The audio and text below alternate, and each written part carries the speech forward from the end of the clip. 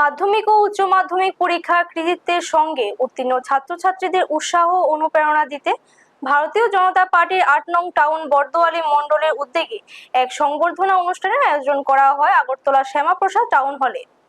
অনুষ্ঠানের প্রধান অতিথি হিসেবে উপস্থিত ছিলেন রাজ্যের মুখ্যমন্ত্রী অধ্যাপক ডক্টর মানিক সাহা। এছাড়া উপস্থিত ছিলেন আগরতলা পুর নিগমের মেয়র দীপক মজুমদার, সদর জেলা বিজেপি সভাপতি অসীম ভট্টাচার্য, ৮ নং টাউন বর্দোয়ালি মণ্ডল সভাপতি শ্যামল কুমার দেব সহ দলের অন্যান্য নেতৃবৃন্দ ও বিশিষ্ট ব্যক্তিরা। অনুষ্ঠানে মাধ্যমিক ও উচ্চ মাধ্যমিক পরীক্ষার সাফল্যের সঙ্গে উত্তীর্ণ কৃতী ছাত্র ও ছাত্রীদের হাতে সম্মাননা স্মারক ও শুভেচ্ছা তুলে দেন অতিথিরা। এ সময় তাদের ভবিষ্যৎ জীবনে আরো সাফল্য অর্জনের শুভকামনা জানানো হয়।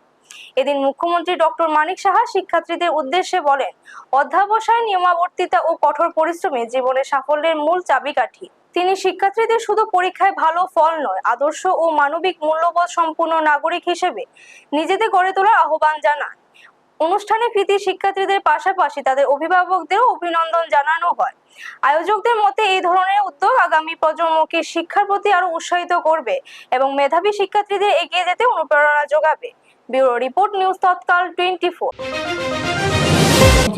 তার বিরুদ্ধে আমাদের সবাই মিলে, এখানে স্টুডেন্ট যারা আছেন, যারা গার্জিয়ানরা আছেন, সবাই মিলে, সরকার আপনার পাশে রয়েছে, সরকার আপনাদের সাথে থাকবে, তো এর থেকে বড় শক্তি আর কি হতে পারে।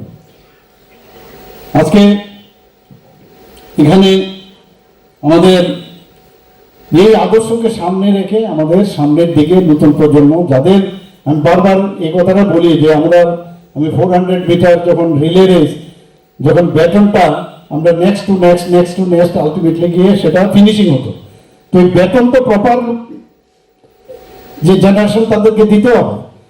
তো ব্যাটন কাকে দেবো?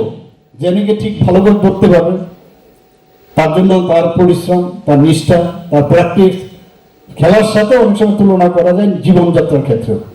তো এইরকম নিজেকে তৈরি করতে হবে যে ব্যাটনটা না এমনকি আমি অনেক সময় অসুবিধা হয়, আমরা কোনো জায়গায় সিলেকশন করতে গেলে যে কাকে দিলে এই কাজটা হবে আমরা দেখি লুকই খুঁজে পাই না। এমনিতে আছে প্রচুর লোক, কিন্তু দেখা যায় নানাভাবে কলুষিত হওয়ার কারণে অনেক সময় বা ঠিকভাবে চলার ক্ষেত্রে, নিজেকে দৃঢ়তার সাথে চলার ক্ষেত্রে মনে হয় কিছুটা খামতি থাকে, যে কারণে সিলেকশনে প্রবলেম হয়।